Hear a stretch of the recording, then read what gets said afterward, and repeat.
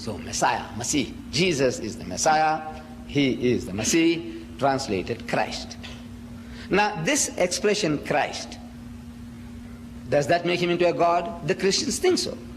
That this word Christ, he is the Christ. They're thinking that this is some type of a term to describe God in human form. No. What is Christ? Coming from the word Hebrew word Messiah, Arabic, Masih, coming from the root word Masaha in Arabic and Hebrew. Masaha means to rub, to massage, to anoint. Priests and kings were anointed in consecration to their offices. See, it's like the coronation ceremony or like your graduation ceremony.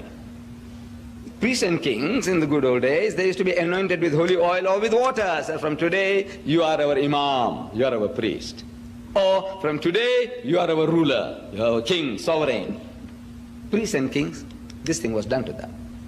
So we have the word Messiah, means anointed, means appointed. That's what it means, appointed by God. So Jesus was a person appointed, anointed by God. Irrespectful position. And this is not a unique term in the Bible. In the Quran it is unique. In the Quran he is the only one mentioned by that term, that liqab, that title, Masih, only Jesus. But in the Bible this is a very common expression. Messiah, Masih. You read there in the Bible, in this book of mine, Christ in Islam. I don't know whether they are available here, but from South Africa we give them free. We have printed over 200,000 so far, free distribution. I give you references. So many references from the Bible where this word is used for other beings and things and things. Not only humankind, but inanimate objects. Anointed. The words you find is anointed. Anointed. The priests were anointed. The horns of the anointed. You know, they were those crown-like things, old-fashioned. They used to have horns on them, you know, to show that how fierce they were, you see, those rulers. Horns were anointed. Pillars, you know, column were anointed. Columns were anointed. It says pots and pans were anointed. What is this? Anointed, pots and pans. Hebrew, in the Hebrew Bible, the word is Messiah. Pots and pans were Messiah. Pillars were Messiah. We made Messiah of pillars. So you have pillar Messiah, you have pots, you know, pots and pans. You know, the ladies cook with, in cooking. You see, sometimes I know common terms, you know, I get puzzled.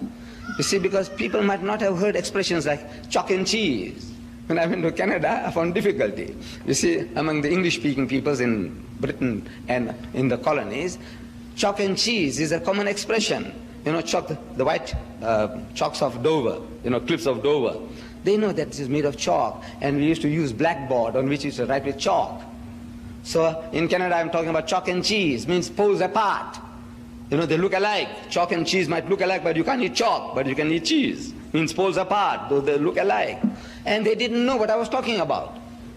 Somebody had to draw my attention and said, these people don't know what chalk and cheese is. They know crayons. You see, crayon. They talk about crayon. They don't talk about chalk writing on the blackboard. Difficulty. Pots and pans. You people understand pots and pans? You know, vessels that you use for cooking. I'm glad. I'm not, you know, it can happen I'm speaking English, but maybe it's of a type that you might not be, you know, used to. So, pots and pans were anointed. In Hebrew, Messiah. In Greek, Christos.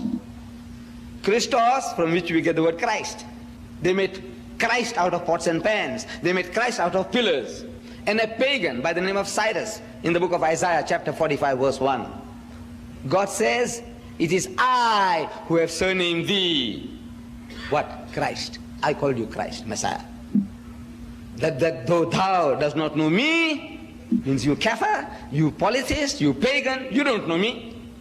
He doesn't recognize God as the one and only God. You don't know me, yet I have my anointed, Cyrus my anointed, in In Hebrew, Messiah. In Greek, Christos. A pagan, God calls him Christ. If God Almighty calls a pagan, a mushrik, a polytheist, Christ, I said, what does it mean? The thing is that a game is being played by our translators of the Bible. Whenever it refers to other beings or things, they use the word anointed, anointed, anointed. So you're not associating with Messiah, Messiah, Christ, Christ. Can you see? Is that game they play in translating.